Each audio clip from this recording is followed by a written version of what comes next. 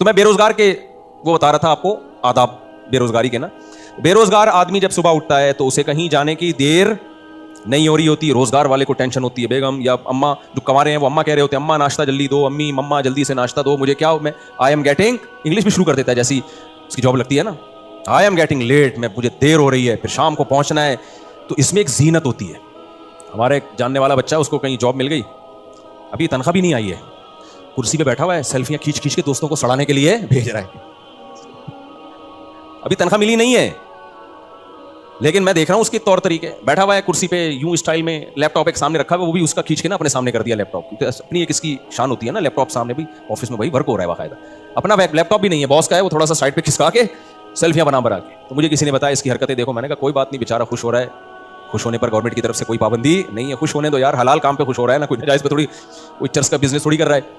تو یہ انسان کو اللہ نے بہت بڑی نعمت دی ہے, صبح کام پہ جانا, شام کو واپس آنا. جامع رشید ہم جایا کرتے تھے ماڑی پور سے, 30 کلومیٹر بائک پہ جاتا تھا میں, اور 30 کلومیٹر واپس پڑھانے کے لیے. مجھے یاد ہے اتنا انجوائے کرتا ہوا جاتا تھا میں, کہ وہ صبح صبح اٹھے, فجر کی نماز پڑھی نہ. ہماری کلاسیں بھی مدرسوں میں بہت جلدی شروع ہوتی ہیں, پوستیوں کی طرح 12 بجے ٹائم نہیں ہے, 9 بجے آپ لوگ کے یہاں دفتروں میں کام شروع ہوتا ہے, مدرسوں میں 7:30 بجے کلاسیں شروع, اس کی برکت بہت ہوتی ہے. سو رات کو سوئے, صبح فجر پڑھی, اس کے بعد ناشتہ کیا, اور بھاگم بھاگ لگا ہوتا تھا. میرے دوست بھی تھے میرے ساتھ, وہ بھی بائک پہ اکٹھے جایا کرتے تھے. تو ہم نے 1 to 5 لی ہوئی تھی, وہ جا رہے ہیں بھائی صبح صبح نا تیار ہو کے. اتنا ایک خوشی محسوس ہوتی تھی, حالانکہ کتنا تھکے ہوئے پہنچتے ہیں, تھکے ہوا پہنچا, پھر شام کو واپس آتے ہوئے ایک الگ راحت ہوتی تھی. اب شام کو کہاں جا رہے ہیں, گھر جا رہے ہیں, گھر جا کے چائے پئیں گے, تو گھر والوں کے ساتھ بیٹھیں گے, والدین کے ساتھ, بہن بھائیوں کے ساتھ, بیوی بچوں کے ساتھ. ایک عجیب اس میں اللہ نے لطف رکھا ہے. دیکھو آپ کی کھوپڑی اگر صحیح کام کر رہی ہے نا, دل میں دنیا کی محبت نہیں ہے, خدا کی قسم اللہ نے انٹرٹینمنٹ کی بہت ساری چیزیں رکھی ہیں جن کو دیکھ کے انسان خوش ہو سکتا ہے. ہمارے ساتھ مسئلہ یہ ہے کہ ہم غلط چیزوں کے عادی ہو گئے ہیں, تو اب ہمیں جن چیزوں میں خوشی ہونی چاہیے ان میں خوشی نہیں ہو رہی. اب کسی کو چرس کی عادت ہو جائے, اس کو بھی روٹی میں تھوڑی خوشی ہوگی.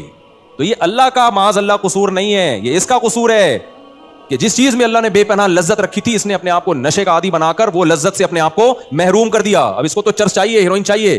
اسی طرح یاد رکھو اللہ نے حلال میں بہت لذت رکھی ہے, لیکن جس کم وقت کو گناہ کی, حرام کی عادت پڑ جائے, بد نظری کی, فحش فلموں کی, زنا کی, ان چیزوں کی عادت پڑ جائے, پھر اس کے لیے نیچرل لائف میں دلچسپی ختم. ورنہ جو زنا سے بچتا ہے اس کو بیوی بچوں میں ہی اللہ نے بہت اس میں محبت رکھی ہے, بیوی بچوں سے ہی بہت مطمئن ہوتا ہے جب وہ گھر پہ آتا ہے.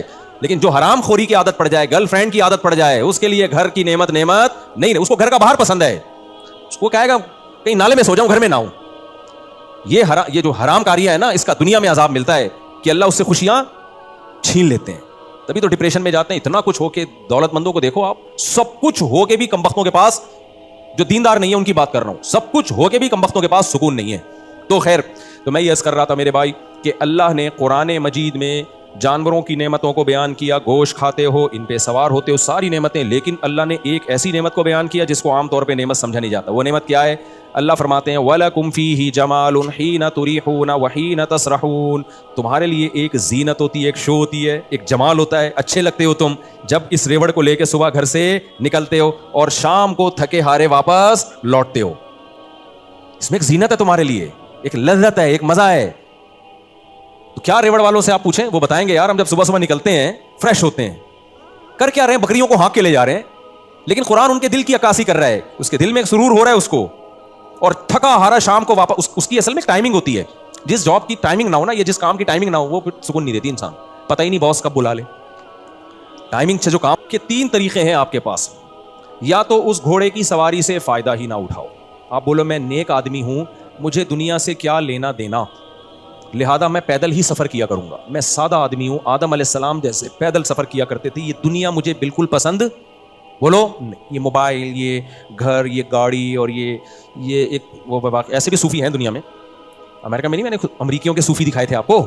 وہ کیا نام تھا اس قوم کا یار, ایرش کر کے نام تھا, آئرش کر کے کچھ نام تھا ایسا ان کا, بھول گیا میں نے ولاگ بھی بنایا تھا اس پہ. وہ یہی کہتے ہیں ٹانگے میں گھومو, لیکن بہرحال وہ بہت سی برائیوں سے بھی بچے ہوئے اس وجہ سے. عیسائیت میں وہ بہت ہی ایکسٹریم قسم کے مذہبی لوگ ہیں, موبائل سے اور ہر چیز سے دور ہیں, تو ان میں کچھ خوبیاں بھی ہیں اس کی وجہ سے. تو ایک طبقہ وہ ہے میرے بھائی جو کہتا ہے کہ یہ سب دنیا داری ہے. مولانا طارق جمیل صاحب نے سر پہ بال کیوں لگائے, اب وہ تو ان کا مسئلہ ہے، لگائے نہیں لگائے، میں تو شرعی مسئلہ بیان کر رہا ہوں بھائی. اگر آپ کے لیے زینت اختیار کرنا جائز ہے، آپ کو لگتا ہے کہ یہ جو سر پہ جو صورت حال ہے یہ خطرناک حد تک ڈینجرس ہو چکی ہے. دیکھو کچھ لوگوں کے ہوتی ہے ڈینجرس، لیکن بہت زیادہ ڈینجرس نہیں ہوتی. میں نے جو سر پہ بال اگائے ہیں نا، میرے بھی یہاں بال اگائے ہیں، تو کیوں اگائے ہیں؟ میں جب بھی شیشے میں اپنے آپ کو دیکھتا تھا سامنے سے، کبھی یوں کر کے دیکھنے کا مجھے موقع نہیں ملا، کیونکہ یوں دیکھ بھی نہیں سکتے، ہم دیکھیں گے تو ہم نیچے دیکھیں گے نا. ہوا یہ کہ میں نے ایک دفعہ سمندر میں چھلانگ لگائی پہاڑی سے، تو اس میں ویڈیو بنائی کسی نے اوپر سے. تو جب وہ یوٹیوب پہ آیا نا تو مجھے اوپر کا ایریا دیکھنے کا موقع ملا پہلی دفعہ اتنا کلیئر. تو مجھے لگا یار حالات تھوڑے خطرناک نہیں ہیں، بہت زیادہ خطرناک. پہلے لوگ مجھے کہتے تھے آپ کے سر کے بال غائب ہو رہے ہیں، تھوڑے خطرناک نہیں ہے، بہت زیادہ ڈینجرس ہو چکے ہیں حالات. پھر مجھے فکر ہوئی کہ یار اس کا کچھ کرنا چاہیے. کوئی بال لگوا رہا ہے بھائی، اس کا پرسنل معاملہ ہے. ہاں ناجائز کام کرنے کی شرعن اجازت نہیں ہے، کسی اور کے بال آپ نہیں لگا سکتے، یہ حرام ہے شریعت میں، خوب سمجھ لو. نبی صلی اللہ علیہ وسلم نے اس عمل سے منع کیا ہے. تو زینت اختیار کرنا، اب کچھ لوگ تو ایسے ہیں جو ایوائڈ کریں گے، ظاہر ہے ہم ان لوگوں میں سے نہیں ہیں کہ گھوڑا استعمال ہی نہیں کرنا، گدھا استعمال ہی نہیں کرنا، گاڑی استعمال ہی نہیں کرنی، جہازوں میں سفر کرنا ہی نہیں ہے. کچھ لوگ ایسے ہیں جنہوں نے بجائے اس کے کہ گھوڑا استعمال کرتے، گھوڑے کے اوپر سوار ہوتے، گھوڑے کو اپنے اوپر سوار کر لیا ہے. یہ وہ لوگ ہیں جن کا سورہ معارج کی ان آیتوں میں ذکر ہے. گھوڑے پہ سوار ہونے کے بجائے انہوں نے کیا کیا؟ گھوڑا اپنے اوپر سوار کر لیا. گھوڑے کی لگام ان کے ہاتھ میں ہوتی، اس کے بجائے اپنی لگام کس کے ہاتھ میں پکڑا دی؟ گھوڑے کے ہاتھ میں. اب میں اس کو مثال سے سمجھاتا ہوں کیا کہنا چاہ رہا ہوں میں. یہ ایک سائن ہے، علامت ہے، گھوڑا جو میں دے رہا ہوں مثال کے طور پر. اللہ نے ہر شخص کے دل میں خواہشات رکھی ہیں، جذبات رکھے ہیں، چیزوں کی طرف اٹریکشن رکھی ہے. اگر یہ اٹریکشن نہ ہوتی تو اس دنیا میں یہ رنگینیاں نہ ہوتی، کمپنیاں بند ہوتی، انسان ترقی نہیں کرتا، نہ شادی ہوتی، نہ بچے ہوتے، نہ محبتیں ہوتی، نہ کمائی ہوتی، نہ فیکٹریاں، نہ کڑائی والے کرتے ہوتے، نہ پگڑیوں کے سٹائل ہوتے، نہ ٹائیوں کے سٹائل ہوتے، نہ کرسیوں پہ سیلفیاں ہوتی. دنیا کیا ہوتی؟ قبرستان جیسی بے آباد. تو اللہ نے انسان کے دل میں خواہشات کے جذبہ کیا کرتا ہے؟ یار میں بڑا کام کر کے دکھاؤں گا، اور بعض دفعہ کر بھی لیتا ہے. ابا نے ایک تانا دیا تو کچھ نہیں کر سکتا، اس نے کہا ابا وہ کر کے دکھاؤں گا جو آپ کے دادا نے بھی نہیں کر کے دکھایا. دل پہ لے گیا نا ایک دم، اور پھر ایسے کارنامے سر انجام دیتے ہیں. مجھے یاد ہے کہ وہ ہمارے سامنے ایک واقعہ آیا. ایک لڑکا تھا، بہت کھاتا تھا، کھا کھا کے نا گول گپا بن گیا.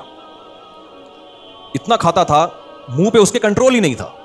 اب شوگر کا بھی خطرہ ہو گیا اس کو، نظر کا اتنا موٹا چشمہ لگ گیا، اور بہت سارے مسائل اس کے ساتھ. MBA کیا ہوا تھا اس نے، تو کسی کمپنی میں مینجمنٹ کی جاب مل گئی اس کو. ابا